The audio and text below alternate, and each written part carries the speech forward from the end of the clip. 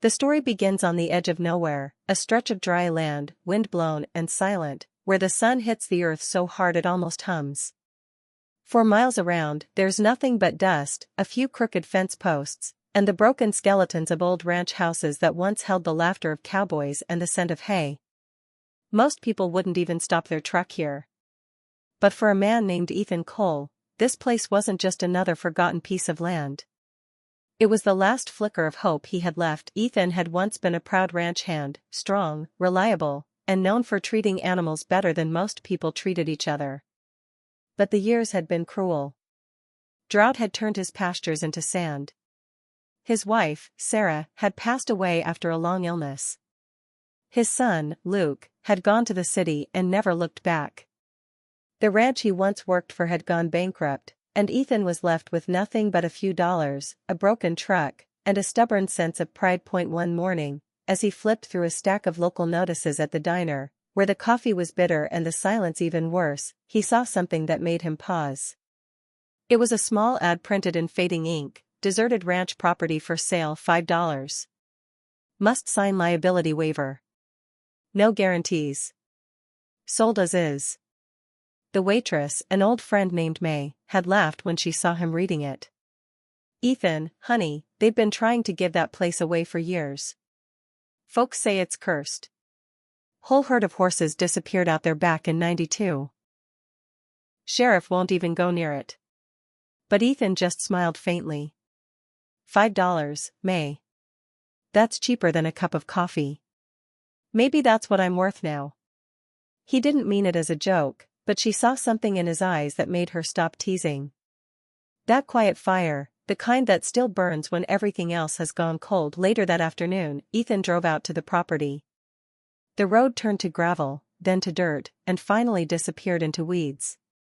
What stood before him looked less like a house and more like a wound in the land: windows shattered, porch half collapsed, roof peeled open like a torn can. The sign leaning against the fence simply said, "Sold." He pushed open the door and stepped inside. The air was stale, heavy with the scent of dust and something else, something alive. He froze. There was a faint sound coming from the back room. A slow, rhythmic noise. Breathing? No, heavier. A snort, maybe? He thought of coyotes, or perhaps a stray cow that had wandered in. Ethan took a cautious step forward, boots crunching on broken glass. "Hello?" His voice echoed off the bare walls. Another sound, louder this time. A hoof scraped against wood. His heart began to pound. He moved closer, the old floorboards creaking beneath his weight. Then, in the dim light filtering through the cracks in the roof, he saw it, two shining eyes staring right back at him. For a moment, neither of them moved. Dust floated between them like snow. Then the creature shifted, revealing a muscular body, a tangled mane, and a coat of wild gray. It wasn't a cow, or a coyote. It was a wild Mustang, trapped inside the abandoned ranch house. Ethan couldn't breathe. A Mustang, here, in this place where life had given up. It made no sense. But there it was, beautiful and terrified, muscles quivering, hooves striking the floor in panic. He instinctively raised his hands, whispering softly, the way he used to calm horses long ago. "Easy, boy, easy now." The animal froze, nostrils flaring. For a second, Ethan felt something, an unspoken recognition between two souls that had been abandoned by the world. And that's when he realized, this wasn't just a wild horse that had wandered in. The door had been shut from the outside. Someone had locked it in there. But why? And for how long? Ethan's heart raced as he took another step closer, trying to piece together what he was seeing. The Mustang's eyes glistened, and in them, he saw something he hadn't seen in a long, long time: fear and trust, fighting for space in the same heartbeat. He whispered again, "It's okay, you're not alone anymore." And in that moment, neither was he. Ethan stood there frozen, dust swirling around his boots, heart pounding against his ribs. The wild Mustang stared at him, muscles coiled, ready to bolt even though there was nowhere to go. The air between them felt thick, part fear, part disbelief. How long had this animal been trapped inside? Who would lock a living creature in such a place? He took a slow step forward. The floor groaned under his weight. The Mustang flinched and backed into a wall, eyes flashing with raw panic. Ethan could see its ribs beneath the coat, gray with streaks of white, the color of storms. The poor creature was starving, dehydrated, terrified. But there was something else there, too, a fight that hadn't died. Ethan knew that look. He had seen it before, in himself. The look of something that refuses to quit even when the world has already written it off. Easy now, he murmured again, voice steady and low, like he used to do with his old horses. He kept talking, even though the Mustang didn't understand the words. I ain't here to hurt you. Just breathe, boy. Breathe. For a few minutes, it was a standoff, man and beast, silence and storm. Then Ethan saw the rope. It was looped around one of the horse's back legs, tied to a beam, cutting deep into the flesh. His stomach turned. Whoever had locked the animal inside hadn't just abandoned it, they'd meant to trap it. God Almighty, he whispered, eyes narrowing. He couldn't just walk away. Whatever this place was, whatever curse people spoke about, he wasn't leaving that horse to die. He moved slowly, talking the whole time. His voice became a bridge across fear. The Mustang's breathing slowed just slightly, ears twitching at the sound of his tone. When Ethan got close enough, he crouched, pulled a small knife from his pocket, and cut the rope. The moment it snapped, the Mustang jerked, but it didn't run. It just stood there trembling, confused, free but unsure what freedom meant. Ethan stood back up and gave it space. You're okay now, he said softly. You're free. The horse took a shaky step forward. Dust rose from the floor like smoke. For the first time, Ethan saw the creature clearly. Its eyes were dark amber, flecked with gold. They weren't just wild eyes. They were haunted, tired, and yet hopeful. He opened the front door wide. Sunlight spilled in, turning the air golden. The Mustang's ears perked, nostrils flaring as it smelled the world outside. For a long minute, it didn't move. Then, with one deep breath, it bolted through the door, hoofs striking the ground like thunder. Ethan followed it outside. The horse ran across the field, wild and breathtaking, before stopping at the ridge, turning to look back. Their eyes met again across the distance. It was almost as if it wanted to say thank you, or maybe goodbye. And then, just like that, it was gone. The silence that followed was heavy, but it wasn't empty. It was alive. The ranch didn't feel cursed anymore, it felt like something sacred had just happened. Ethan stood there for a long time, staring at the open land. The sun was setting, painting the horizon in fire. He thought about the ad, about how $5 had somehow bought him a moment that money couldn't measure, but as he turned back toward the house, something caught his eye.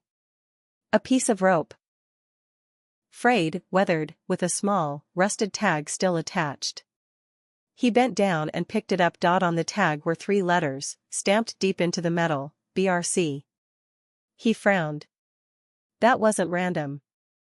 He'd heard those letters before, somewhere. Maybe from the old stories the ranchers used to tell.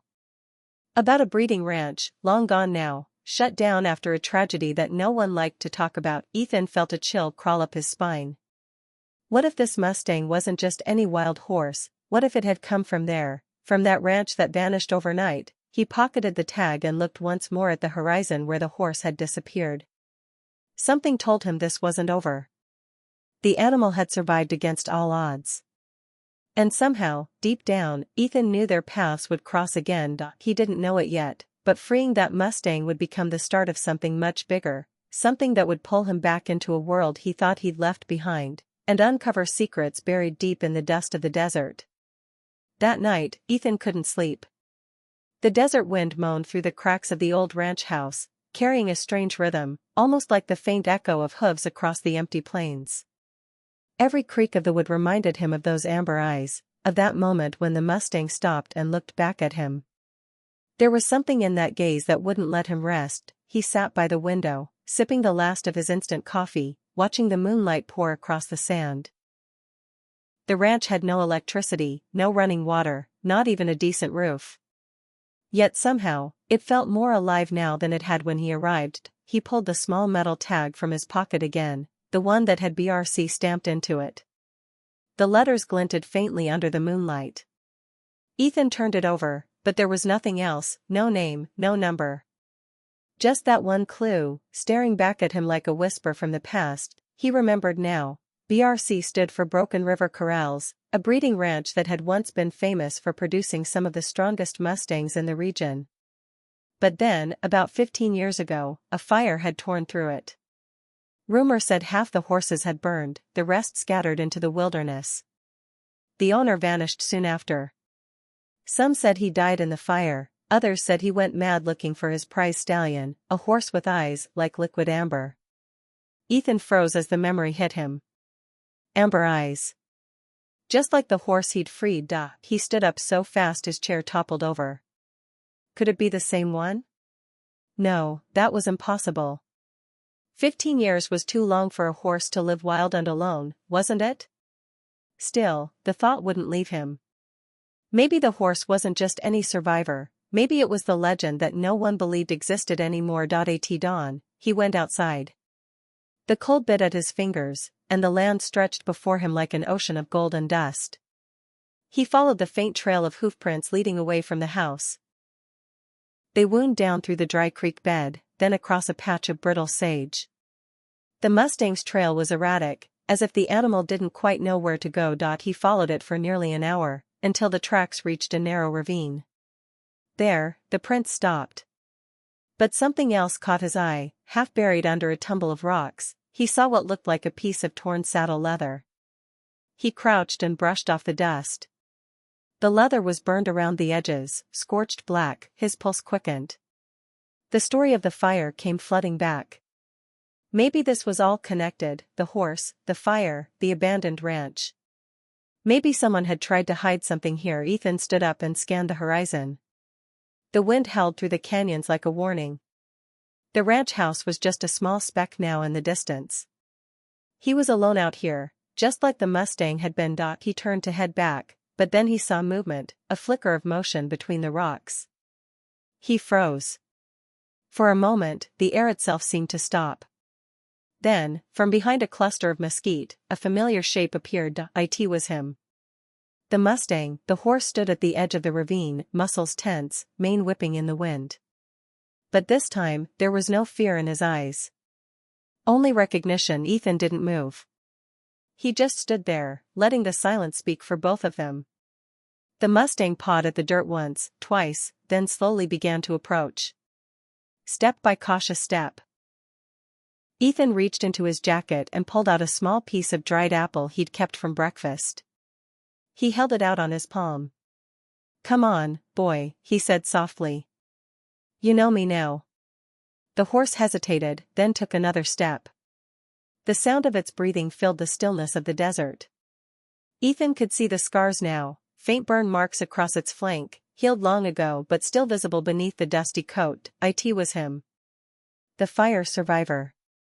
The last horse of Broken River Corrals. The Mustang stopped just a few feet away, nostrils flaring, eyes fixed on Ethan's face. Then, for the first time, it lowered its head slightly, a small gesture, but one that meant everything. Ethan smiled, his throat tight. "You've been through hell, haven't you?" The horse exhaled sharply, and for a second, it almost felt like an answer. That moment changed everything. Ethan didn't know how or why, but he could feel it. This horse had come back for a reason.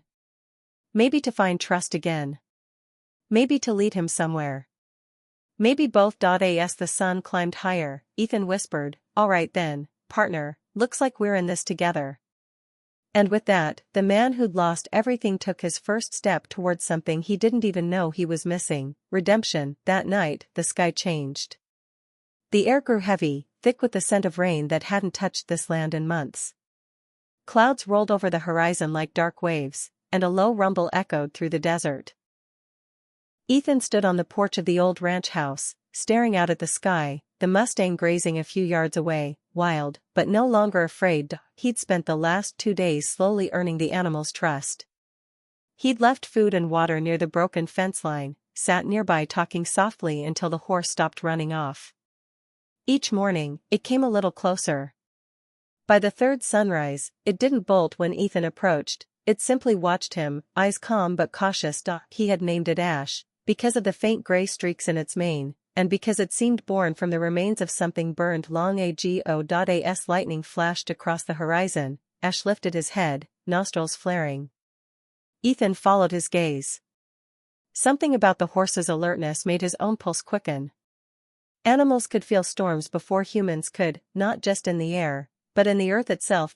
He decided to check the barn again, what was left of it anyway, half a roof, one leaning wall, and piles of splintered wood.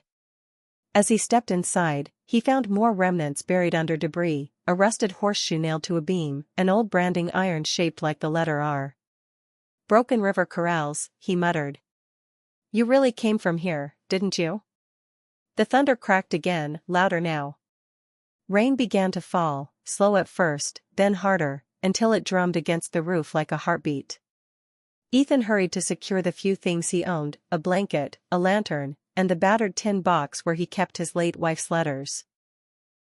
He had no idea how long the storm would last, but he knew desert storms had a way of turning from bad to worse without warning. When he stepped back outside, Ash was gone. Panic hit him like a punch to the chest. He called out, voice barely audible over the wind. Ash! Where are you, boy?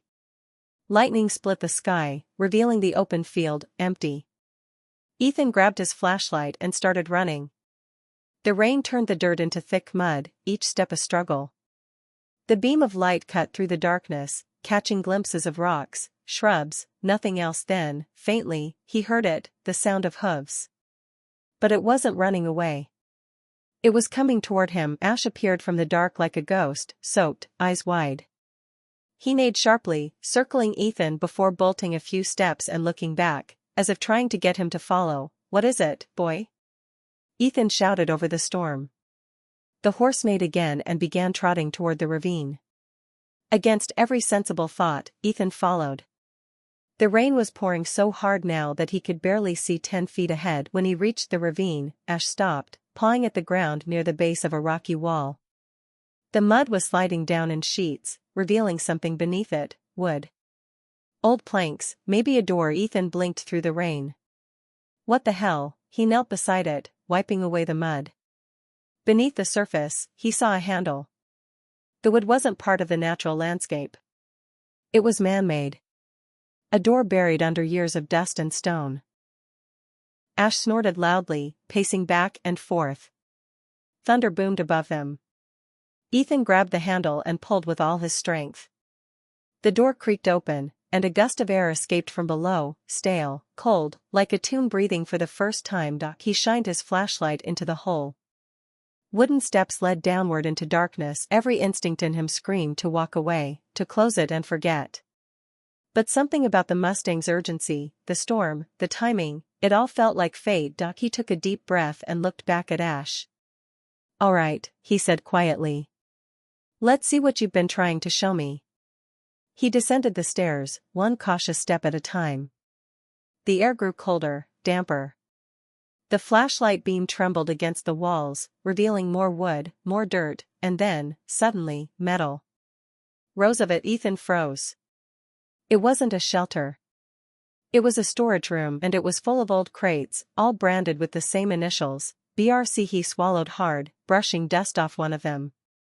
Then he saw something else, a small, faded label that read, Equine Registry, Confidential. His hands shook. What was this? A secret operation? Records that were never meant to be found. He pried the lid open. Inside, wrapped in brittle paper, were hundreds of documents, birth certificates, breeding records, sale agreements.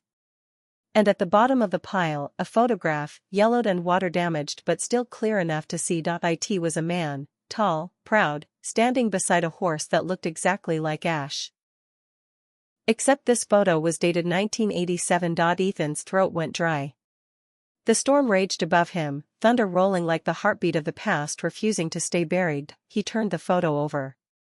There was writing on the back, faded but still legible, for Sarah. So she'll know where she came from. Ethan stared, unable to breathe. His wife's name was Sarah, but she'd never spoken a word about this place. The storm held louder, and suddenly, he realized, the secrets buried under broken river corrals weren't just about horses, they were about his family.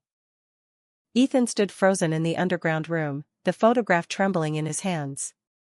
Lightning flared through the cracks above, and the faint light revealed the dust swirling like ghosts in the air. For Sarah. So she'll know where she came from.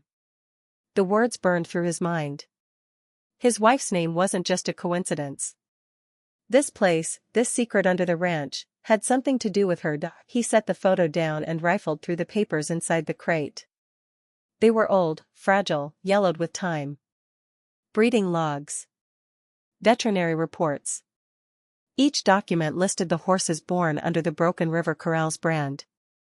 But as he flipped through, one page stopped him cold. It was a registry, signed by a man named Samuel Harper, the ranch owner, and beside his name, Sarah Harper. His breath caught.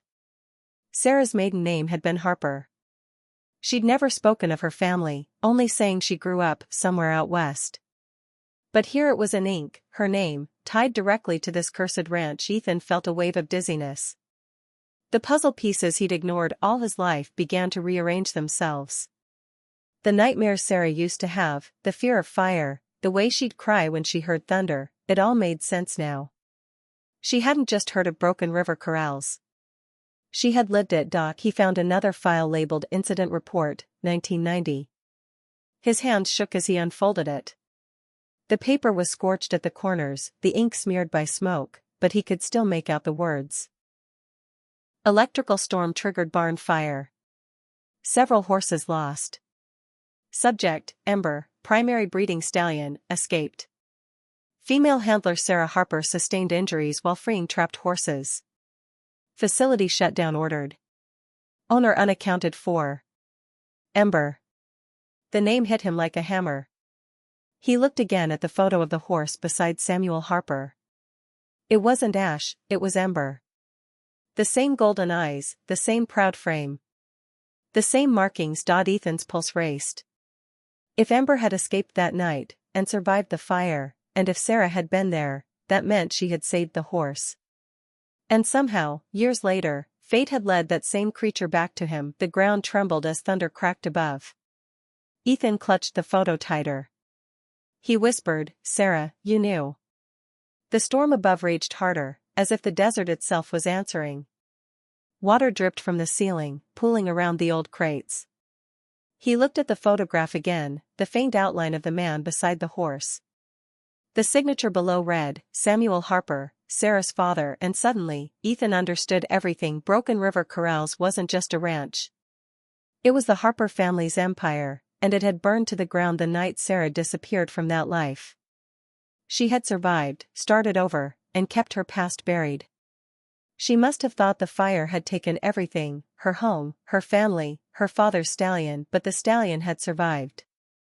And now, after all these years, it had led Ethan right back to where it all began. He sank to his knees, staring at the photograph. The air down there was suffocating, but he couldn't leave. He felt like he was standing at the intersection of two ghosts, his wife's past, and the Mustangs. Ash, Ember, had brought him here for a reason. He packed the photo carefully into his coat and climbed the stairs back into the storm.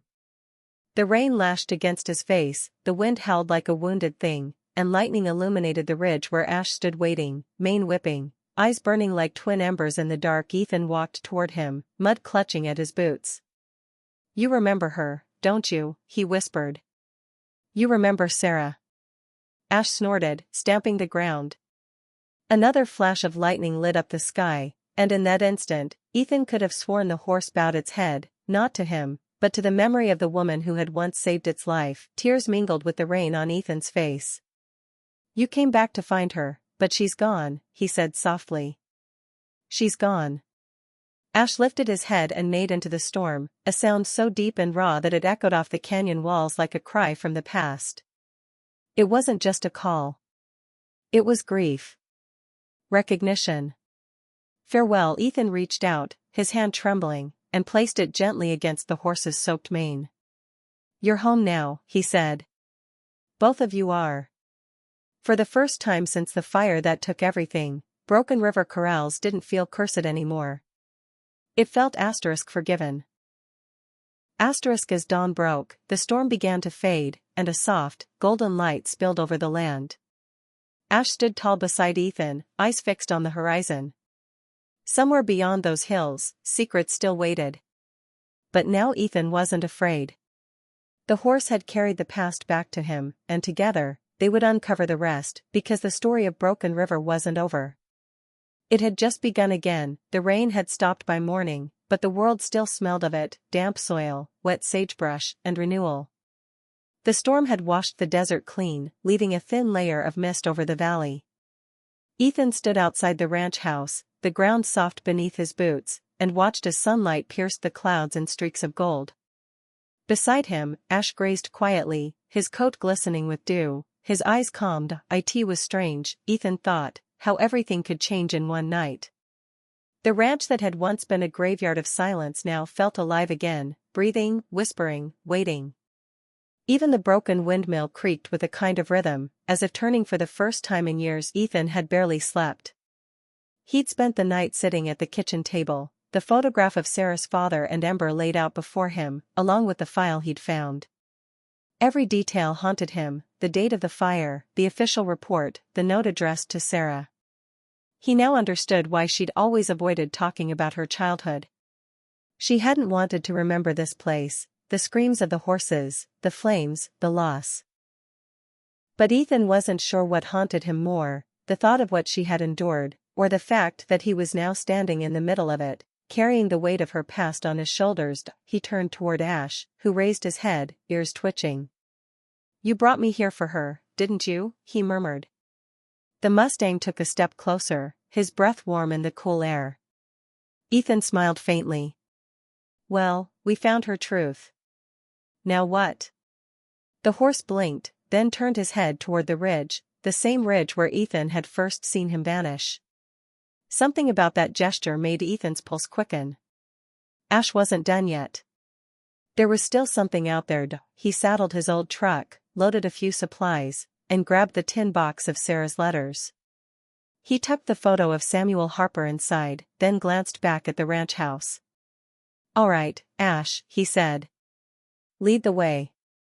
The Mustang started walking, slow but certain, his hooves leaving crisp prints in the wet earth. Ethan followed him up the ridge trail, through patches of sun and shadow. The land stretched endlessly around them, and yet, he couldn't shake the feeling that they were moving towards something precise, something the horse knew hours past. The sun climbed high, the air grew warm, and Ethan's shirt clung to his back. Finally, Ash stopped at the edge of a canyon. Below them lay a grove of cottonwoods, their leaves trembling in the wind. At the center stood an old wooden cross, half buried in the sand. Ethan's chest tightened. He climbed down the slope, his heart pounding. The cross was simple, 2 pieces of cedar, weathered and split. No name, no dates. Just a small iron horseshoe nailed to its center. Ash stood silently behind him, watching. Ethan knelt, brushing away the dirt at the base. After a few minutes, he found a small tin box buried there. His hands shook as he opened it. Inside were 2 items, a silver locket and a folded piece of paper. The locket was engraved with the initials SH, Sarah Harper. Inside was a photo of her as a young girl, holding a foal with a bright white blaze on its forehead. Ember. Ethan unfolded the paper. The ink was faded, but he could still read the words written in a neat, trembling hand. "If anyone finds this, know that I loved her. Tell her the fire wasn't her fault. Tell her Ember lived. Samuel Harper." Ethan's vision blurred. He sat in silence for a long time, the letter shaking in his hand. The wind carried the scent of rain and sage through the canyon, and above him, Ash lowered his head, letting out a soft, mournful breath. Sarah's father hadn't perished in the fire. He had lived long enough to write this, to bury his confession here, in the heart of the desert. And somehow, through time and silence, Ember, Ash, had returned to lead Ethan to it. Ethan looked up at the sky, his voice breaking. "She never knew, Samuel. But I'll tell her now. I'll tell her every word." The Mustang stepped closer, pressing his muzzle gently against Ethan's shoulder. That small, wordless gesture said everything that needed to be said: connection, forgiveness, and peace. As the sun began to sink behind the hills, Ethan placed the letter back in the box and buried it again beneath the cross. He left the locket hanging from the wood, swaying in the wind. "You found your way home," he whispered, looking at Ash. "And you brought me here, too." They stood there until the last light faded. The desert was quiet again, not empty, but whole. When Ethan finally turned back toward the ranch, Ash followed at his side without a rope, without fear, as though he had been waiting for that moment all along. For the first time in years, Ethan didn't feel lost. He felt guided, by love, by fate, by something wild that could never truly die. The Mustang had carried the past back into the light. And now, together, they were ready to face whatever came next, because some stories aren't meant to end. They're meant to be passed down, in blood, in memory, and in the silent rhythm of hooves across the open land. Weeks passed, and the desert began to bloom again. Rain had carved new lines into the earth, and wildflowers, small, defiant bursts of color, pushed through the cracks in the soil. The old ranch that once looked like a scar now stood quietly under the open sky, no longer haunted by whispers of what had burned, but held by the peace of what had been found. Ethan repaired the porch first, then the roof. He fixed the fences one plank at a time, humming old cowboy songs Sarah used to love. Sometimes, when the sun went down, he'd sit on that same porch, watching Ash roam freely across the land. No ropes, no gates, no fear. The Mustang had become more than a companion. He was a reminder that no soul, no matter how lost, is ever beyond saving. Every night before sleep, Ethan would read one of Sarah's letters. There was one line he always came back to, written years before she passed, in her delicate handwriting: "If one day you find yourself lost, follow the wind. It always remembers the way home." He'd never understood it until now. The wind had led him here. To her truth. To her father's forgiveness. To the wild heart that carried her memory. One morning, while mending a gate, Ethan noticed something shimmering in the distance, a faint trail of dust moving along the ridge. He wiped his brow and squinted. It was a herd of wild mustangs, galloping across the plain, their manes flashing like fire in the sun. And leading them was Ash. Ethan's breath caught. For days, the Mustang had been restless, gazing toward the horizon as if listening to a call only he could hear. Ethan had known this moment was coming, but knowing didn't make it easier. He walked out to the edge of the field, heart heavy but proud. The herd slowed as it approached, the ground trembling beneath their hooves. Ash broke away from the others and trotted toward Ethan. The man smiled softly. "So this is it, huh? You've got a family to go back to." Ash stopped just in front of him, their eyes meeting one last time. In that silence, Ethan felt everything: the fire, the storm, the loss, the healing. Every memory the land had held between them. He reached out and rested his hand against the horse's neck. "You brought her story home," he whispered. "Now it's time to write your own." Ash exhaled, a low, gentle sound that seemed almost like understanding. Then, with a flick of his mane, he turned and ran back toward the herd. Ethan watched as the stallion took the lead, his powerful frame cutting through the golden light, his hooves beating like thunder across the valley. For a long moment, Ethan stood still, the wind lifting his hair, the horizon glowing like fire. Then he smiled, not with sadness, but with peace, because he finally understood. The land had given back everything it had taken. The Mustang had found his freedom, Sarah had found her peace, and Ethan had found his purpose. He looked out at the endless stretch of earth before him. The same land that had once broken him now seemed to breathe with life again. Somewhere in that vast silence, he could almost hear her voice, soft and steady, carried on the wind. "You followed the storm, and found the sun." Ethan took off his hat, letting the desert breeze touch his face. The sound of distant hooves faded slowly into the horizon. And as the sky burned orange with dusk, he whispered, "Thank you, Ash."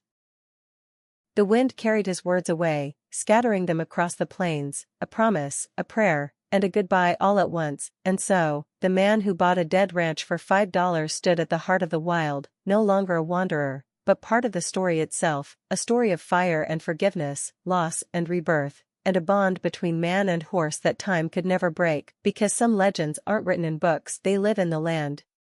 They run with the wind, and they never really end.